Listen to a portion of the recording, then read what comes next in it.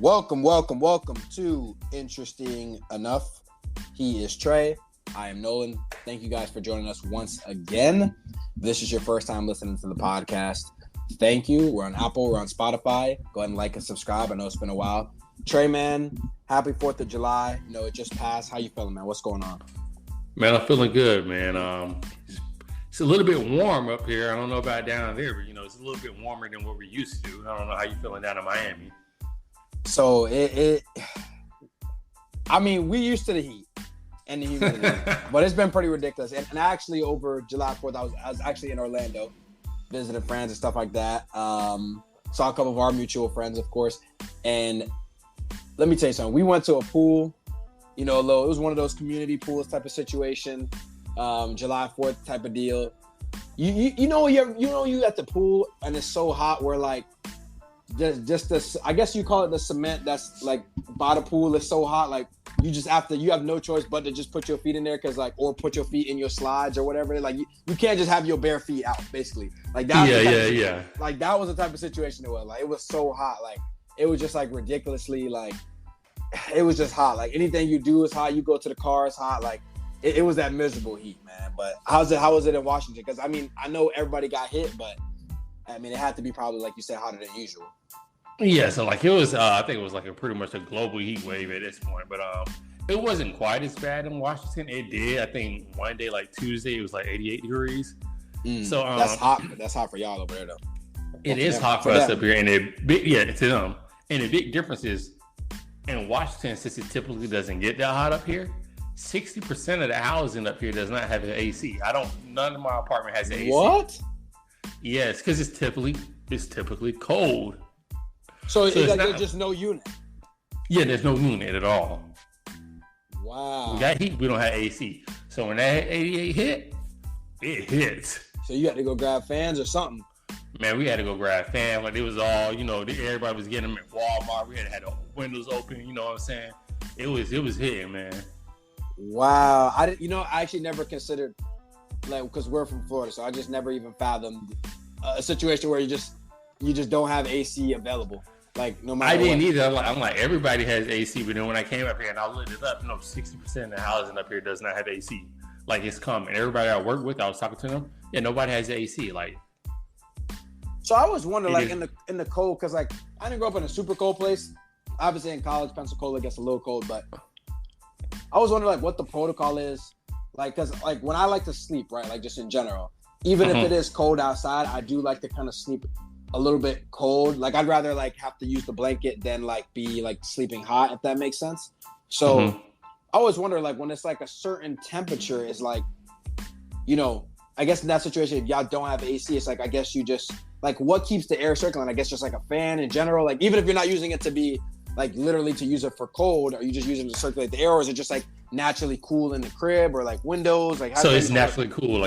So I came up here at the tail end of winter. It's just naturally cool. So you don't even really notice, basically.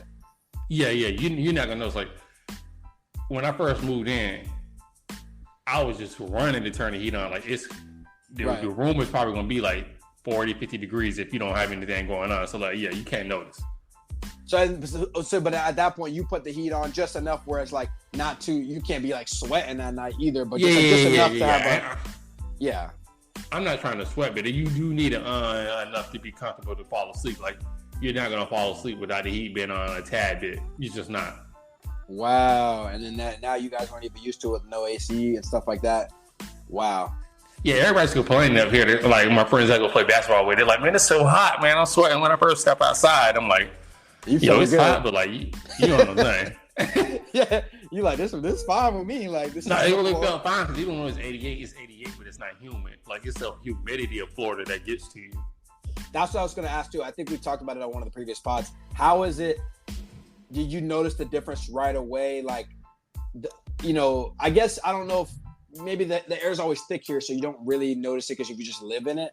But like, did you notice it like a stark difference once you like got up there? And I know you got it there when it was cold, so maybe that wasn't a great example, but still. Even when it warms up, like let's say right now, like it's the warmer time of the year. I think right now it's 76. Mm-hmm. Yeah, you can still notice the difference because the air is not thick. It's like thin, it's easily breathable.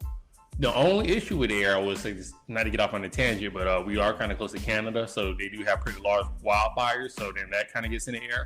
Yeah, that's true. But aside from that, yeah, it's a lot easier to breathe out here. Aside from when that happens. Mm-hmm. Well, I mean, at least it's getting a little hot. I mean, you guys got the MLB All-Star game coming up there too. So I mean, I guess that makes it feel like summer. I guess in a little bit. So I got that coming up. I'm sure they're like, I mean, you're not by the city, but I'm sure it's like pretty excitable over there too. So. But yeah, but yeah, no, the weather's been crazy. But I mean, thankfully, it can't get any hotter. It can't get any worse. I guess that's. Hey, don't say that, man. Starting Tuesday, July 3rd, for 3 days in a row, it was the hottest days in recorded history. So don't say that. Yeah, you're right. I guess I actually shouldn't say that. But yeah, I mean, that's how I was just justifying it in my head, so that I can like get by the day. But yeah, no, for sure. But no, man, we missed a lot since we've been gone. Of course, the draft happened, NBA free agency happened, and as we're recording this now, it is Sunday night. So by the time some people listen to this, maybe Dame's traded, maybe he's not. But from what we got so far, we got Trey one game of Wemby.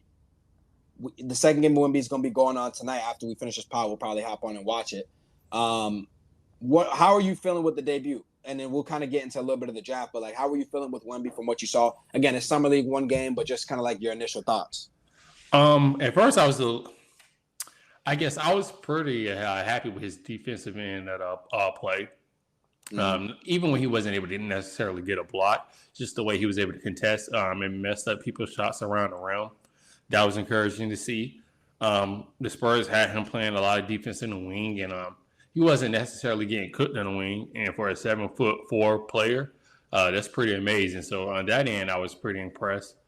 Offensively, I think it goes without saying he left a lot to be desired. But he was missing a lot of easy shots, and that's kind of encouraging in the sense that I was just thinking, okay, well, he missed easy shots.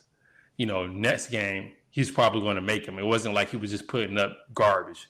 He was just missing shots that would normally follow. And, it's a make or miss league. Sometimes they miss. And that's what I saw a lot from his game a couple of days ago. And then one other encouraging note I would add to it that made me feel a lot better was I saw where the San Antonio Spurs and particularly Greg Popovich told Wembanyama, hey, we want to see you dribbling. We want to see you taking a lot of shots.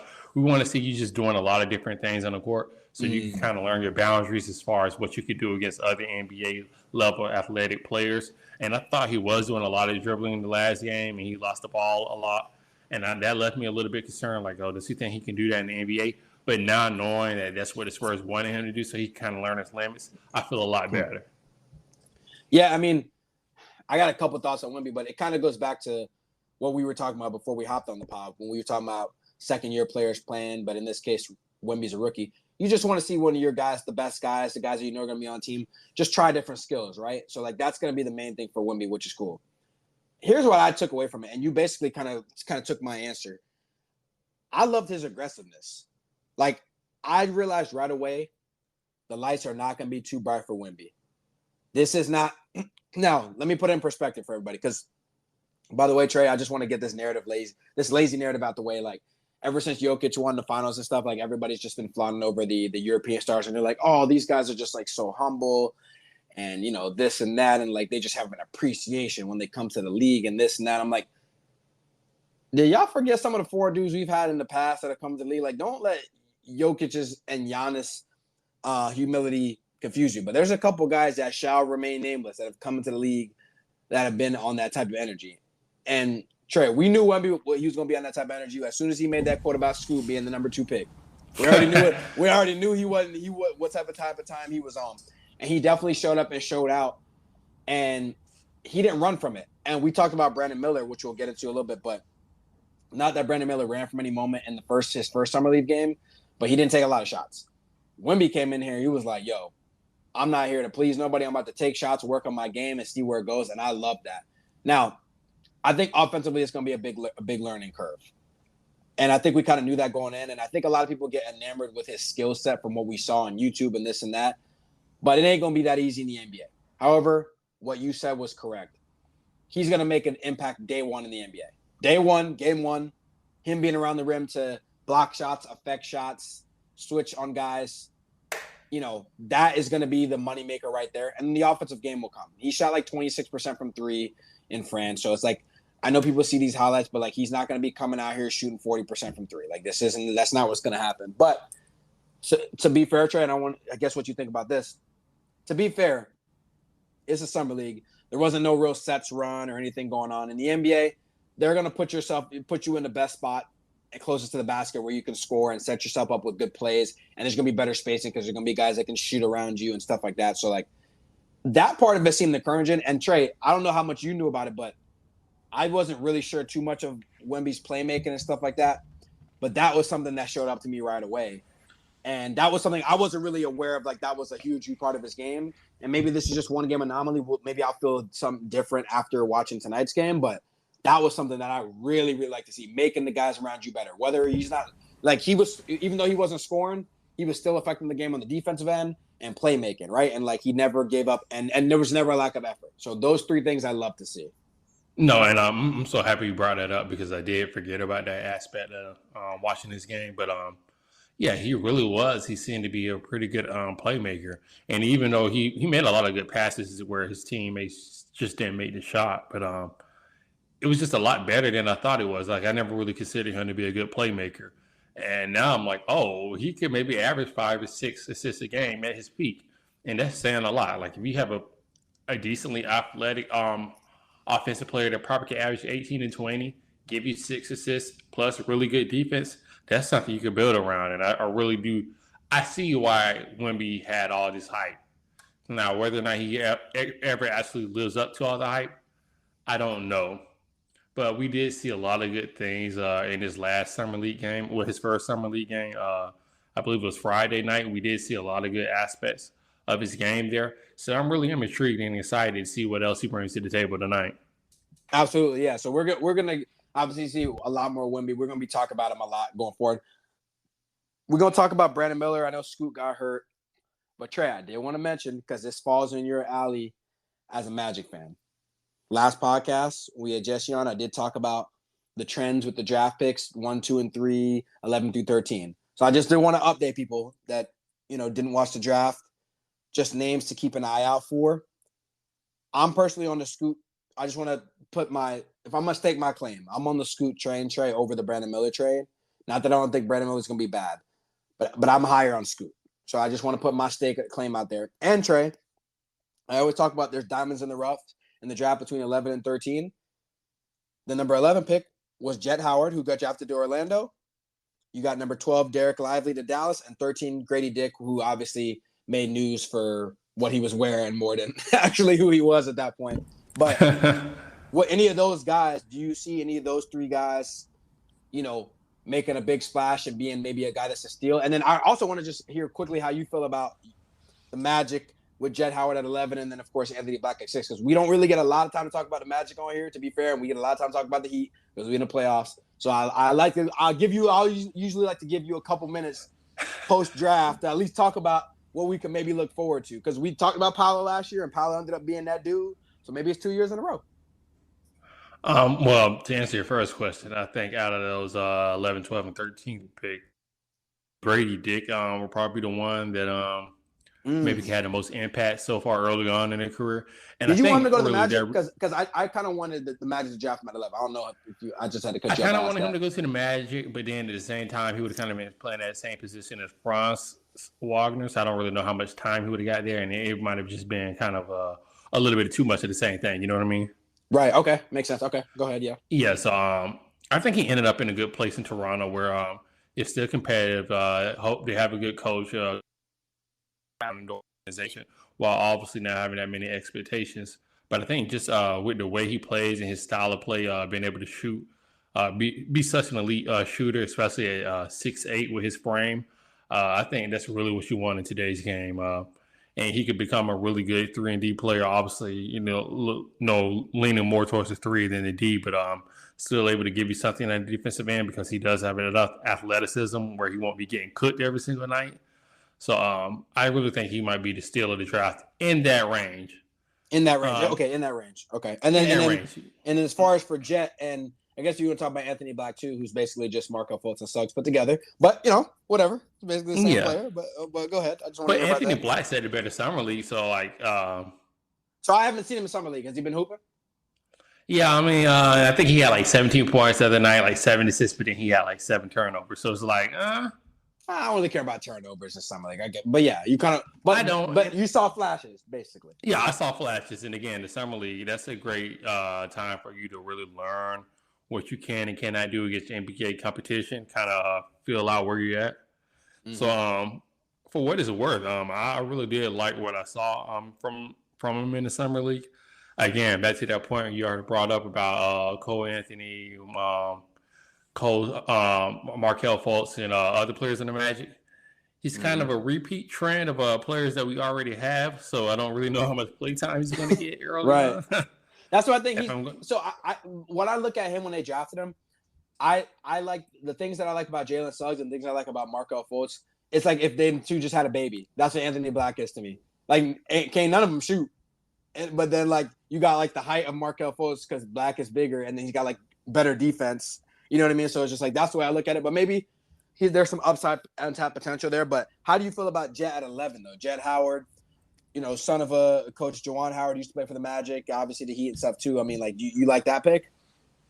I'm not mad at that pick. I always feel kind of good when you go against, for NBA players, their sons, because a lot of times the sons end up being a lot better. So, yep. That's a good trend to go after. And once you get to like the 11th pick, at that point, like after 10, it becomes kind of a crapshoot. You might get a Paul George, a Kawhi Leonard, a Donovan Mitchell, or you might get a guy that's out of the league in 3 years. You just don't know. It becomes a little bit more of a crapshoot. So I'm never really too upset at the picks at that point. I think you just go for the most potential and the most the players that you think you can get the most out of. Like you just go for a talent, not even necessarily fit. And I think that's what they did with Jet Howard. That's not saying that he's going to be a really successful NBA player, but I don't disagree with the pick. Okay. Well, it's not bad. I mean, we're definitely going to see how that plays out for sure. But listen, man, we can talk about the draft forever. We got a lot of Summer League, but we got to get into the free agency. Like the free agency stuff we missed. I'm going to let you go in either direction, Trey, because we haven't talked about CP3. We haven't talked about Dame. Like, what's standing out to you now that kind of the dust has settled? The Dame is like one of the last things on the chopping block, I guess. But for the most part, is there anything like that's standing out to you specifically? I know we saw Jordan Poole, apparently he went to DC, hasn't gotten a haircut. I mean, there's a lot of situations that's been going on, but like, what's standing out to you so far? I think I would give it to the Dame situation, and I don't know if you really want to tie that in with free agency because he just asked for a trade. He could do that at any time of the year, but yeah, I guess there's any moves in general. I guess, yeah. I mean, to be fair, yeah, okay. So I'm definitely going to give it to that one just because he's the biggest player on the market right now. He's the guy that you can bring to any team, and he's going to make them better. He could be the difference between a team getting to the NBA Finals and not getting to the NBA Finals, whether he goes to Miami or Philadelphia, or even if he went to Brooklyn, Miami, it wouldn't be. Or Miami. Right. No, Yeah. Coming from a Miami fan, I would say this, though. I want to say this. I just feel like Dame should have did this 2 or 3 years earlier. I know before the pod, we were talking about some other guys where we're like, they decided to make certain transitions in their career a little too late, and it was all for nothing. And I kind of feel like Damian Lillard, I'm not saying he's at that point yet because statistically he had one of his best years, if not his best year ever last year, but he's still a 32-year-old undersized point guard with a lot of money on his contract now for the next 4 or 5 years.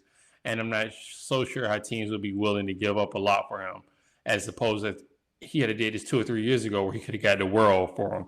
And I just think he might have been making this move a little too late because, I mean, you're not going to get too many more cracks at the apple. You're 32 years old now.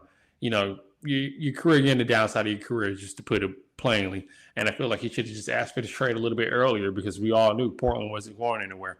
I love Damian Lillard, but you, CJ McCollum, as you always like to bring up, Al-Farouq Aminu, like you guys were not going anywhere. Yeah. No, excuse me. Yeah, absolutely. I mean,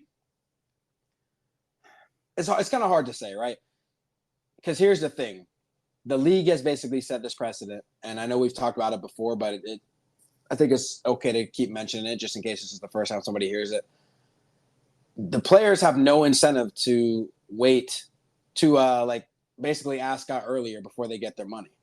There's been no incentive to do that. That's why you see there's a lot of examples, of course, but the Anthony Davis situation happened a couple years back. James Harden happened a couple of times. Bradley Beal most recently. It's like you have this extension on the table for $200-something million. Like, just put yourself in guys' shoes, right? It's like you got two options. I don't really want to play at the place I'm playing at. I want to get a better chance to win, right? If you're the player. I can ask out right now, go to this other team where they obviously can't pay me as much money as my previous team because of, the rights and stuff like that with the CBA. So you may be talking about a 30, 40, $50 million difference in contract. Or I can just sign that same contract, wait probably less than 6 months down the line, and just ask out. And I've already got the contract. I can give the front office of my organization a couple teams that I want to go to. And 98% of the time, they're going to have to send me to one of those teams if I make it public. So, there's just no other incentive for that to happen. Now, with Dame leaving earlier, he probably should have left earlier. But he was the poster boy for loyalty, as we like to call it. You know what I mean? He was 10 toes down, and he couldn't where really that loyalty at now? I mean, it's with him in the bank, right? Like, he's all right. You know what I mean? He's not. Trust me. I know everybody thinks that winning is the most important thing for these NBA players, but Dame is not crying himself to sleep at night because he don't have a championship. I can guarantee you that. Okay, so he's good. He's fine, but I'm sure he really, really wants to win. However, he didn't know in which way to do it because I think, from what it sounds like, and I don't know for certain, but from what it sounds like, just based on him being the poster boy for loyalty, that's just what it is. Now, Portland is not absolved from this either, Trey, and I was saving this for the pod because it sounds like Portland was telling Dame that they're going to try to still build a contender, even though you and me saw and everybody else saw, it was like, well, you can say that, but how likely is that actually to happen? But they were saying one thing, and every single move that they were doing was basically saying something else, right?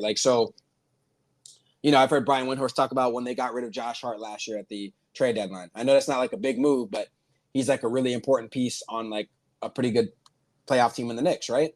You get rid of a guy like that so you don't have to pay him. That's telling me one thing. You draft Scoot Henderson. Even though they might have told Dame that, hey, we're going to try to package the number 3 overall pick, they probably knew the whole time that they wanted to draft Scoot and keep Scoot. Even if Dame wanted to stay, if you draft Scoot Henderson, Trey, he got to go. There's no other option. No, nothing against Scoot, but you can't have the 2 small guards again. You got to go. There's. The only reason you keep Dame at that point is just for fan attendance. If he just doesn't mind staying, hey, we could just bring in the fans, whatever. Right, and Dame ain't in the situation to be just trying to get in fans either way, right? At this point in his career. So yeah, and then the third thing is, which I was going to get into with the free agency stuff. You pay Jeremy Grant that much money, the 5-year contract of $150 million or whatever it is. I think it's 5 years, $160. If I'm Dame, I got some. If I'm Dame and I saw that, oh yeah, just send me off now. Send me off now. What are we even doing? Y'all playing. Y'all really playing with me. 5 years, $160 for Jeremy Grant. I can probably bet half of the people listening to this podcast don't even know who that is. And he got one of the biggest contracts in free. I'm being so serious. I'm not saying he's not a good player or anything like that, but he is not a 5-year, $160 type of guy. So if I'm Dame, I don't really feel that bad. I'm y'all were playing with me too. So you might as well ship me off. Now he's making it more difficult with only giving them one option. But at the end of the day, Trey, if you recall, I don't remember Anthony Davis giving a list that was outside of just the Lakers. And he got he did have some leverage where Anthony Davis could say, hey, I'm only under contract for 1 more year. So Boston Celtics or Atlanta Hawks or whomever wants to trade for me, you just know I'm going to leave after that year. I think he had 2 years left. He had 2 years left. Maybe he had 2 years. I thought he had a year left, but I may be wrong, but I thought he had 2 years left. I'll fact either way, he had less time on his contract than Damian Lillard, who has 4 years left. True. Okay. Right. Fair. Mm-hmm. I mean, I just think at this point you could just ask out whenever, and if you're a star, you're basically going to get your way. And if you're Portland, I mean, are you really going to be the team that sends the guy somewhere that he says that he will literally refuse to not play just for the better package? I understand you got to do what's best for business. So I'm not mad at them waiting out for the team, for a third team trade. But like at the end of the day, this situation basically has to end with him going to Miami. Like for both sides, it has to end that way. And if you're them, you also can't bring him into training camp with Scoot Henderson and Shaden Sharp are trying to go to practice. And every single day at the end of practice, the beat writers are asking them about the Damian Lillard situation, what they're going to do with Damian Lillard, and Damian Lillard's getting fined. It's not a good situation to come into. And we just saw this happen a couple years ago with Ben Simmons. You remember that, Trey? In Philly, when they had to answer a million questions about Ben Simmons every single night until they traded him. Like, you don't want that situation because we saw that on ESPN every single night. And that wasn't even fun for us, let alone if you're a part of that team. And you've had guys on that team come out later and be like, yeah, that was a distraction. It was something that was a distraction. And do you really want your rookie who's never played in the NBA game to have to deal with that distraction, or do you want him to start off with a clean slate? That's my thing. I mean, but the one good thing is, even though it was just distraction, in Philly's case, they were still competing for something. It might be a distraction in Portland, but it's like we're not competing for anything. So, like, it's still annoying, but it's not derailing anything. That's true. That's fair. That's a good point. So, I mean, we'll kind of see how it plays out, of course. But I did want to get to Trey real quick. Just we've talked a little bit about free agency. I just wanted to run by you a couple free agent decisions that I think are really good and underrated, and a couple that I think are not. And you just let me know how you feel about it. So I'm gonna run a couple of the obvious ones through you first, Trey, and see how you feel. And the first one I know is gonna be close to your heart, and that's your boy Russ. Russell Westbrook, 2 years, $8 million, Trey, is a steal. I know he got a lot of flack, and we've talked about him being the scapegoat of the Lakers. That's a steal of a contract for that guy that's going to play that hard. Now, let's be honest. Russell Westbrook's probably going to play 70 games this year, right? He's going to be always mostly available.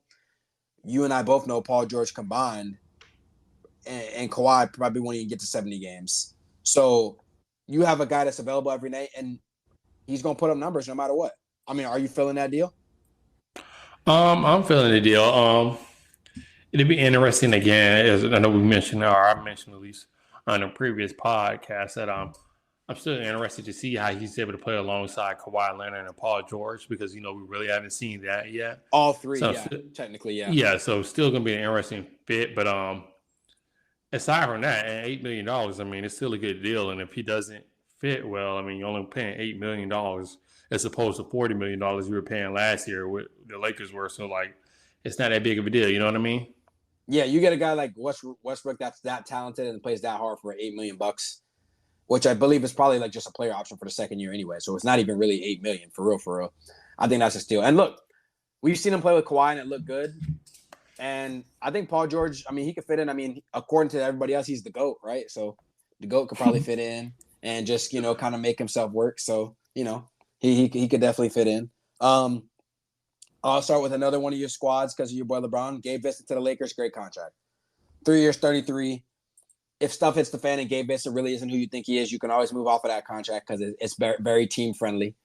And Gabe Vincent's an upgrade over Dennis Schroeder. Like that, let's keep it what it is. He's an upgrade over Dennis Schroeder. But how much of an upgrade? Well, I'm biased, but he's a better defender than Dennis Schroeder. And don't get it twisted. Just because Dennis Schroeder is doing the Pat Bev impression and just running around and hounding everybody and fouling people, he's not actually a better defender than Gabe Vincent. Gabe Vincent is picking up folks 94 feet. And second of all, you and I know Dennis Schroeder can't shoot like Gabe Vincent can shoot. So let's just get that out of the way. And what's priority number one when you play with LeBron and your guard? Can you shoot the rock? Right? So Gabe Vincent can at least shoot the rock. So I think that's an upgrade for that price. And did you really want to have Schroeder back again? Do you really want to go with the Schroeder experiment? I wasn't mad at the Schroeder experiment, but it would just depend if it was sort of the right price. I know a couple of years ago he was looking for like 4 years, $80 million. Of course, I wouldn't want him at that, but let's say we had to get him back at this Gabe Vincent price hold. You'd rather have Schroeder over Gabe Vincent? I still think I'll probably take Gabe Vincent over him, but like I said, I just brought up that point to say like how much of an upgrade is it? Yeah, it might be a little bit upgrade, but it's more of a marginal upgrade. It's not over the top by any means. It's an upgrade because he's going to be a starting point guard by the deadline because D'Lo will be traded because we know how the D'Lo experiment's going to go. But I'll get to that one in a second. But another guy I thought was a sneaky deal, and obviously he's one of the most repulsive guys to me in the league. But I got to be fair. Grant Williams to the Mavericks, Trey, for 4 years. Oh, I love that. I'm feeling that. And for multiple reasons. You got a guy that can play defense on multiple positions, which the last time I checked, I don't know if Luka or Kyrie is described as a defensive stopper. Maybe you've heard something that I haven't. But Grant Williams is going to get that done, right? He's going to play with some toughness. He's going to play with some grit. And he can shoot the ball a little bit, right? Like, and listen, you playing with Luka and Kyrie, really all you got to do is stand in the corner. You know, really all you got to do is stand in the corner, hit shots. And they needed a guy to fill in that spot, the Dorian Finney-Smith spot kind of thing. So I love that deal. I'm assuming, like you said, you love that deal as well, too. And for the price. Oh, yeah, for the same reason as well. A really solid defender that can guard multiple positions. He can stretch the floor for you. We obviously saw in that Miami series, even though it didn't go their way, he's not scared of the moment. He's not going to back down from anybody. And I think that's something that Dallas could use, especially last year. So I think he'd be a really good fit. I like that. Yep. I like that pick a lot. And then a couple of the ones that weren't free agent deals, but that were trades. Trey, I like Obi Toppin to the Pacers. I don't know what was going on with the Knicks and why he wasn't playing and stuff. We heard some rumblings with him and Tom Thibodeau or whatever. But I think Obi Toppin's got some real upside. And you know the number one thing I'm going to like with Obi Toppin? He get to play with my guy, Tyrese Halliburton, who's probably he is one of the best pick-and-roll guards in the league. And all he needed was a lob threat, Trey. All he needed was a lob threat to play with. And Obi Toppin can shoot too. I like that deal. So he may be one of my candidates to have a little breakout kind of a year with the Pacers. Do you like that deal? I like the deal, especially when they got him for pretty much nothing. I think they got him for like a couple of second-round picks. Yep. So it's not like they gave up a lot for him. I know you're a little bit higher in Halliburton than I am, but I still think he's a really good player, especially out of the pick and roll. So running with Obi Toppin, and if Miles Turner is on the floor and he can stretch the floor as a big man, yeah, I think that's a pretty good pickup just as it in general for that team. Trey, they can low-key play like a little 5-out situation. They got like, you know what I mean? Like, I don't want to get into basketball specifics, but like they going to have some stuff with Halliburton, who's a pass-first guy. Yeah, no, they can throw some different looks at you. So I think they'll be an interesting team.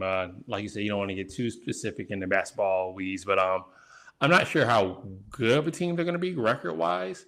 But it wouldn't surprise me if they compete, for the 7th or 8th seed in the East. Yeah, if it all meshes well, Halliburton also is another guy got to stay healthy. But like if he can stay healthy, that's going to be something I'm going to look forward to. And then the last one, it's a low-key pick. People don't really notice. Chris Duarte left the Pacers. He's on the Kings. Another trade for a couple second-round picks. People didn't notice. A lot of people don't know Chris Duarte, Trey, and that's like a real basketball head name. But he had a really good rookie year with the Pacers, dealt with some injuries and stuff like that. I think he's a really good piece that the Kings needed, especially since they lost Terrence Davis. And I don't know, Malik Monk's still going to be there, but he's another guard that you can kind of bring up. Big guard, can handle the rock, can shoot the ball from three, can play some defense. I like that pick. Oh, I like him a lot. For almost nothing too, by the way. Yeah, almost for nothing. Did 4 years in college. Like you said, had a really good rookie year. He's a guy that's, even though he's, I don't know how younger because he did do 4 years in college, but hasn't been in the NBA long, I should say. But even with that being said, you can still see him contributing good minutes in the playoffs. That's without a doubt. So I really do like this for the Kings. The Kings, they did the extension of the Sabonis contract and they re-signed Harrison Barnes. So they look like they're kind of running it back to a degree while making some slight tweaks. And I kind of like that idea of the Kings, a team that hadn't been into the playoffs in about 15 to 16 years. They finally get to the playoffs as a first seed, even though they lose in the first round against a very good Golden State team. Kind of just running it back, seeing if they can do something else, maybe take to another level. And I like that. And I think Duarte would help. Yep. And sometimes, yeah, like you said, just retaining your guys could be all you need sometimes at that point. And who knows? They could always make a deal at the deadline and stuff if they feel they're a piece away, but they really like their core. So, I like that too. But getting to the bad, Trey, I'll make this one pretty quick because we've already talked about this. Grant to the Blazers. I mean, there's really not much to say there. Yeah, just a lot of money. I think you brought up before the podcast who's going to trade for him. So, listen, at the end of the day, he's not one of those players where it's like, oh, he's going to make us too good where we're not going to be able to get a draft pick, but we're not good enough to compete. No, you're still going to be a bad team. So, they get some good picks. Yeah, and he had an excellent year last year, but I know he's a 20-point scorer, but that's just not for a team like that that's not competing. It just doesn't make any sense to me to pay that guy. And like you said, like we said for the third time, you can't even move that contract even if it doesn't work out. So that's what stinks about it. D'Lo to the Lakers, Trey. Here's what I will say. The contract isn't bad. 2 years, 37, player option, I believe. You can kind of move him if stuff hits the fan. I'm just not a D'Lo guy. I'm just not a D'Lo guy, Trey. I don't like if you want I would rather run it with Reeves and Gabe Vincent and LeBron than the D'Lo thing, because I just think when D'Lo's like good, he's good, but there's just not enough of good D'Lo for me to justify even him bringing him back. That's just me. I'm not the biggest D'Lo fan either, but what he is just simply another body that you can put out there during the regular season. I think you and I both know, we've seen him before, where he can get hot and start making a whole bunch of shots. And that's just a player that you can use in the regular season, especially when you have an older kind of injury-plagued team with LeBron and Anthony Davis at the helm. So for what it's worth, it's not a bad contract. It is a possible contract that you can trade at some point this year or next year if need be. So it's somewhere in the middle. It's okay. It's not a bad deal. It's not a good deal, Just somewhere in the middle. It's okay. Pretty much like how D'Lo is. Not a bad player, not a good player. Just okay at best. It's just a logjam at guard with the Lakers. It just doesn't make sense to me why you'd want to bring this guy back, especially how he played in the playoffs. I mean, he got to be unplayable towards the end there, Trey. Like he was, but I think it's just more of a regular season thing. Like we just need somebody else that can just take some of the minutes off our older guys, and then come to playoffs if he isn't playing well. Hey, we got Gabe, we got Austin. We'll keep it pushing. Yeah, I think at some point I can see him definitely being moved at a deadline. I can definitely see that a team, trying to make a move for D'Lo and thinking that they can correct who he is, and because it happens all the time. So that's another deal. And then the last one, the one that's getting a lot of love, specifically from Bill Simmons and the Boston guys. I'm not high on the Porzingis to the Celtics, Trey. Everyone is convincing themselves because of Porzingis' numbers that Porzingis is something other than Porzingis. And Porzingis will let you down. He's going to have excellent numbers and excellent nights, but I just don't think he can be relied upon, one, to stay healthy, and two, when he's on the court. I don't know that he's necessarily just like some winning player or just a guy that's putting up stats. And then the third piece of that is what you had to give up for him. I believe Marcus Smart was such a huge piece to that team, not only what he does on the court, but also off the court and stuff like that as far as his leadership. I think that's a missing piece. And you can't lose him and Grant Williams. Basically, the only two vocal guys on the Celtics for crying out loud they lost in the same offseason. Can't lose both of them guys. And I know Marcus Smart looked like he took a step back defensively, but like, what are they going to do at guard at this point? It's like you don't have him. Malcolm Brogdon, they tried everything they could to trade this guy, and they had to cancel the trade because he's so unhealthy. And then you got Derek White, who just went bald. So like, what do we got going on? We got no guards. Like, what is happening right now? So like, this is all great. You got Porzingis, but who is the guard? Like, unless there's a move for a guard that's left, and unless what you're gonna do, go get John Wall? Like, what's the options? I just think that I can see why you maybe not be that high in the trade, but I just think that Boston was at a point where it's just, we've run this back 4 or 5 years in a row. We just need to do something to switch it up. And why is Jaylen Brown not paid yet? What's going on? Yeah, I don't know about that one either, but at the same time, it's the idea that you're going to be giving him $300+ billion, and he's going to have the highest contract in NBA history. And we all saw him in the playoffs this past year. We saw him in the playoffs the last couple of years, some of the troubles he has. So I think that might be part of it. I still think he's going to get that deal done, but I just think there might be some hesitation. But yeah, back to the Porzingis point, I think it was just time to try to throw something new against the wall. I'm not mad at the idea. Again, you run it back 4 or 5 years in a row, and you keep getting to the same point, which is close, but not close enough. So let's try something different. But you don't think losing Marcus Smart and Grant Williams, I mean, both at the same time, that's not like, no, that's the part. It can be terrible, but my thing is you've done this same unit, this same main core group of guys. You've done this same routine so many times, and you've gotten the same result where, yes, the floor for this deal could be a lot worse. When you lost Marcus Smart and Grant Williams, yeah, instead of being like your first team in the East, maybe now you're down to the 4th or 5th, and maybe you lose in the second round. Yeah, the floor could be bad, but it's just like you've done this whole routine so many times. It's just time to try something new. I don't know. That's going to be the one that's going to stick with me all offseason and into next year. Like, what move are they going to be making there? That they're going to do, that they're going to be able to help that point guard position out, because right now they don't really have any options, and that's really the main problem for me as a team that's still planning to contend. Because at this point, if the Heat do get Dame and Boston remains the same, I mean, are you picking Boston over them? They probably have a better overall roster, but it's a legitimate question. And then no, I think I would pick the Heat over them. But and you still got to deal with Philly and Milwaukee's coming back. It's like, where's Boston stack up in that situation? And I see what you're saying, but these are the same questions we were asking last year, the year before that, and the year before that. But so, not really, because we still had the Marcus Smart. That's what I'm saying. Like, I just think they did something drastic this year as opposed to the other years. Yeah, I guess. I mean, listen, you had some hope at the end of the year when it was all said and done, and we were doing a reflection of the end of the season. We were asking ourselves these same questions. They always ended at the same point. They never got to the promised land. That's true. Regardless of what you want to say. And then now it's like, okay, now we know that we're going to have to pay Jaylen Brown $300 million, the largest contract again in NBA history. While we can, we might as well just try to check it up while we can. It might go terribly bad, but what's the opposite? Like, we haven't got to the promised land in the last 5 years, so I love how you if it goes bad, it goes bad. I love how you keep mentioning Jaylen Brown as the biggest contract in NBA history because you know it's going to change after like a month. You know it's going to change after a month. Somebody else is going to be the It is, but I just want people to understand that because when people that's listening to this podcast, most of them probably haven't never even heard of Jaylen Brown. Like, it's not like saying Steph Curry, Kobe Bryant, LeBron James, Michael Jordan, they had the largest contract in NBA history. No, it's Jaylen Brown, who's not the best player on his team, has the largest contract in NBA history. But, okay, I know he's not the best player on the team, but isn't it? It's kind of close, though. Yeah, but I'm just saying, it's kind of close, but like, if I'm giving you $300 million, I don't want it to be kind of close. I want you to be the best player. I understand what you're saying. Yeah, I guess yeah. I guess that's fair. If you're paying somebody $300 million, like, yeah, you expect that $300 million product. Okay, that's fair. That's definitely fair. But yeah, man, I mean, obviously we're going to see what the rest of free agency is going to do. I want to throw out a couple names, Trey, real quick. If any names sticks out to you, let me know. Like, you know, can any of these guys make a big impact signing to a contender or something like that?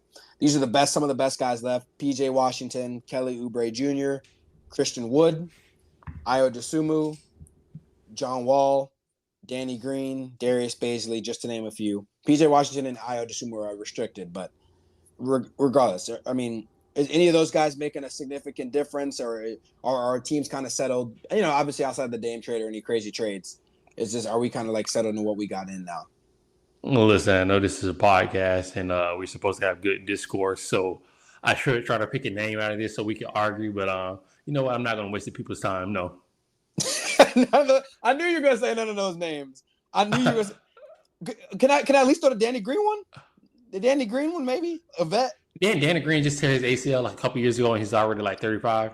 I knew you was going to bring that up. I knew you was going to bring it up. You always bringing up old stuff, man. You always bring up old stuff. It's not. You're right. He's old. Healed. You're right. 35 years old, coming off an ACL injury. You're right. He's fine, man. He could be a vet, man. He could be a vet on somebody's team. But I mean, listen, he's a vet on somebody's team. He's going to do the Iguodala what he did this year. He's not going to play a real substantial, meaningful minutes. But he's just going to be a good locker room guy. The Iguodala was just hanging out. Yeah. Basically, that's what Danny Green would be like. If he said, hey, we could bring him to Houston or we could bring him to Memphis, yeah, maybe then I can understand because those two teams in particular look like they need those kind of veteran players just in the locker room, not even for their on-the-court presence, but off the court. That's fair. But as far as on-the-court, no, ain't none of them guys. Okay, we'll leave it out. We'll see if any of these guys actually get signed. But, yeah, I'm kind of feeling the same way too. But obviously, you know, guys are waiting for the big dominoes to fall before they finish up signing. But before we get out of here, Trey, the in-season tournament finally got announced. I know it was something that got passed last year or the year before. First year it's going to be, I'm sure everybody kind of saw it, but essentially this year it's going to be an in-season tournament where there's going to be a trophy, there's going to be a bracket, group play. It's going to be kind of like the World Cup. Actually, the championship trophy is called the NBA Cup. There's incentives, $500,000 to the winner of each team, everybody on each team. There's going to be different games played. I'm not going to get bogged down to all the rules. We kind of talked about it before. Yeah. How are you feeling with the in-season tournament? Like, is this going to be a thing that you think is going to continue? I know the first year of it's obviously going to be pivotal, but there's a part of me that feels like it's maybe a little bit cheesy, but you know, you do get to go to Vegas if you're in the Final Four for it too, which is kind of great. We were talking about that stadium. So, I mean, what are you thinking about with the in-season tournament? What's the expectations? There's a part of me too that believes it could be kind of cheesy, but at the same time, you know, I'm always open to giving something a shot.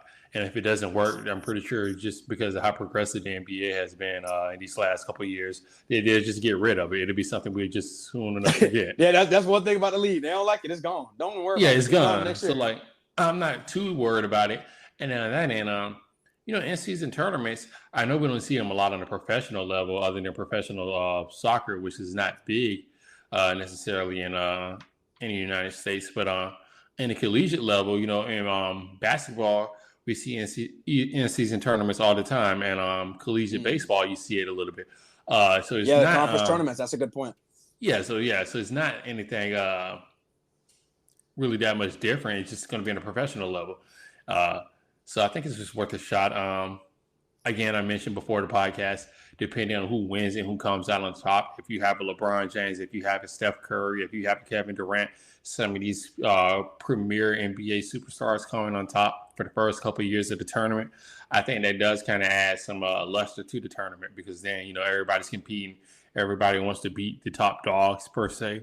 So I think that adds on to it. Unfortunately, I'm just going to use these as an example. If you have somebody like Houston with Dylan Brooks and Fred VanVleet, or if you have somebody like Oklahoma City with Shai Gilgeous-Alexander and Josh Giddey, if they somehow were to win the tournament, I don't think fans would really care. It would just be kind of like, see, nobody's taking it serious. That's why they won. I kind of think it would just go by the wayside. So I think you have to have the right players to buy in, the right players to win. So you think it's important year one, it's got to be like the Currys, the LeBrons, the Giannis's, like somebody like that has got to like win it? Yeah, because let me give you the perfect example. So year one of the NBA play-in games, everybody was concerned. They were like, oh, this is kind of gimmicky, it's stupid. We just should do the 7th, 8th seed and just continue as we always have been. Mm-hmm. And then we get the Lakers versus Golden State. And then it becomes a big thing. It's one of the biggest games of the year as far as TV viewership. And then we see the Lakers going to the playoffs off of that, and then everybody buys into the in-season tournament. I think we just need something similar to that, where you need the right players and the right teams to be involved late in the tournament so you can have buy-in. And then after that, it could kind of this tournament can carry itself in years to come. But the first couple of years, at least, you need the right teams at the very end. That's a great point. I forgot that the first year of it was the Curry and LeBron situation. And I remember how big of a deal. I mean, we talked about it on the podcast. We were going to watch that game, stay up late and watch that game. It was on the West Coast. Like, yo, we got to watch this game. It's like, this is exactly what the league would want for the ratings. And honestly, not just because of names, it actually ended up being a great game. And then everything the league wanted it to happen. 2 marquee franchises, 2 great players. Game comes down to the end. One of the marquee players is guarding the other marquee player. One of the marquee players hits the big shot. Like, it's like everything happened that you wanted happened in that exact situation. So it's like, yeah, I mean, I think that's an underrated point. I haven't really thought about it that way. What if it doesn't happen that way? What if you just get Toronto playing Charlotte? No, and you're going to be in trouble. Right. Like, maybe it just sets the precedent. But now because of that, we can survive a Toronto or somebody. I'm sorry, Toronto's just catching strays, but like we can survive they're just catching strays out of nowhere. But like we can survive a non-marquee team, essentially in the play-in because we're kind of used to watching the play-ins because of that. So like that is actually a good point too. And I think underrated too. The Memphis team did upset John Morant. Did upset Golden State too, in Golden State. So that was kind of a big deal too. John Morant was the new upcoming star. Exciting star. Steph Curry was I don't know if anybody thought he was the declining star, but he was the older star that we had known too. So I think you couple that too. I think that has to matter a little bit as well. That's a good one. And you brought up that great point just to end it off. Much like that put John Morant on the large stage and kind of brought him to everybody's attention. This in-season tournament could do the same thing. Let's say you have Steph Curry going against Scoot Henderson at the end of the tournament. I like where you're going with that. You had the young versus the old. And we all know who we expect to win, but it could just help, put some of these young guys into national attention and kind of put them on the map. Because at the end of the day, this generation, the Durants, the Currys, the LeBrons, the Hardens, the Westbrooks, they're aging out. So you really do need like the Lucas and the Zions and these other young guys that really kind of take over if you want the league to continue to grow. So I think the tournament could just be a good way to give them an easy stepping stone to do that. That's a great point. I'm I couldn't say it any better. I would definitely leave it at that. I can't wait to kind of watch it. But yeah, anything the league's throwing out there, their success rate isn't 100%, but like you said, they're always willing to take it away if it doesn't work. So we love that about the league. That's why it's, pretty much our favorite. So, but I want to thank everybody. Nolan, I do have to ask you one question before you leave. Yeah. Well, what did you think about the submarine incident?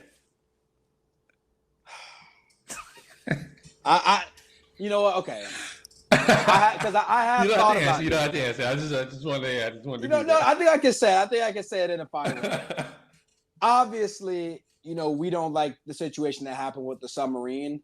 I think the safe thing we should say is, I think sometimes we should be a little bit more cautious. That's really like the main overall arching thing. Like, we should be more cautious. And I know in this situation, like, a lot of people are doing the blame game, and I can kind of see where you can. For good reason. Right. And I can kind of see where you can go with that. But at the end of the day, risks are risks. Like, I think that's the best way. Risks are risks, right? Like, I was just playing chess this past week. I actually just learned chess. So. Oh, okay. Look at you. Yeah, I just learned, trying to broaden my horizon, almost 30 years old. You figure you can at least learn chess. And it's like, when you play in a game, you move a piece and the risk going in before you move the piece. And sometimes you move a piece, if it's a pawn or whatever the case may be, willing to sacrifice that piece because you're trying to take the risk to go somewhere else. And I think you can just try to take a relation to chess. And I know people use a lot of chess examples and terminology in life. But, when I think about people taking risks, whether it's, submarine, skydiving, whatever the case may be, just know the risk going in. And doesn't mean we can't be sad or anything, but maybe we're not as surprised. It just really depends. I think that's the situation I look at with the submarine. I do want to. I think you put it. You said it very well. I do want to add to that, and not say it quite as well as you do, but I want to add on to it. If you got a PS2 controller, and I don't care the standard for the submarines or whatever, if I see that, there's nowhere in the world I'm getting in the submarine. And you control it with a PS2 controller. Like my boy, the sticks. Well, what the sticks get locked up? I ain't doing it. And then the second thing is, I didn't realize how deep the Titanic was. I didn't realize that either, too. It's something that obviously never crossed my mind, but yeah. No, it never crossed my mind, but I'm looking at it like it's deeper than the highest peak of the Mount Everest, and it's deeper than wow. I think than a couple miles. I think it's like 3 miles deep. It's deeper than the actual mile. It's like 3 miles deep. I'm like, ain't no way, no world you got me going there. Like, I wasn't even thinking about the pressure and all that. I wouldn't even understand it. I'd just be like, man, I ain't finna get eaten by a giant squid. Like, what? Ain't Jonah. Like, ain't no well finna eat me. Like, nah. So, like, I mean, I guess because obviously, like, it's an expense thing and stuff. So even if it was free, you're not rolling. Hell no. No, Nolan. Yeah, bro. Like, my thing is, I'm not the smartest man. I'll be honest with you. I got C's science, but I still understand a little bit about Google. And once I saw how deep that thing was, and realized the pressure that was down there that existed, and then saw you come out here with some PS2 controllers, not even PS5, PS2 controllers. That's like 15 to 20 years old. Man, miss me. Give my money back or whatever. Miss me. I mean, I guess the optics of it don't look good. That's the thing. And like, I mean, we keep getting more and more information about it as it goes on. So I'm sure we'll get even more. So, like I said, I mean, obviously the main thing is the victims. It's no. Like, all condolences to them, man. I really am sorry that happened to them. I don't think that any of them respected they were taking that risk. I mean, obviously, as you said, a risk is a risk, but I don't think they realized necessarily the situation that company in particular was putting them in. Right. Yeah. When you start looking at the details and like situations that have happened and the trial runs and stuff, it starts getting sketchy, which, like I said, maybe if they knew that information, they maybe have not even taken that risk. So to be fair to them in that situation, but it stinks all the way around. But yeah, to be, I'm on the side of being safe than sorry. I'm willing to take risks. I'm okay with heights and roller coasters, and I'll even probably skydive. But at a certain point, that I probably got to cross the line somewhere. But never actually thought about going on a submarine. But or at least not deep, I would say. And man, I'll go look at the Titanic on Google Images. It'll be the same thing. Well, I guess if you look at it that way, that's fine. But anyway, I want to thank everybody so much for joining us once again. We enjoy doing this for you guys as always. Obviously, like I mentioned in the beginning, if you're just catching us at any point, we're on Apple, we're on Spotify, we're on YouTube. Basically, any platform you can think of, we're on that. So go ahead and give us a like, subscribe, a comment. We take a look at all of it. We take your feedback seriously. We'll be back next week with a lot more information and a lot more NBA stuff to get into. We got the NFL coming up. So I know it's the dog days of summer, but stay tuned with us. We got a lot of stuff going on. And of course, on the way out, like always, I will swing it to Trey. Again, thank you so much for joining us, guys. Again, Nolan said it's the dog days of the summer, but the good thing is this is when we kind of open up our suggestions. We do talk about more than just sports, and this is the time that we really get to do that. So if you have any suggestions, feel free to hit us up. We're definitely talking about it. But again, just want to thank you guys so much for joining us this week. Hope you guys have a great week, and until next week, peace. Peace.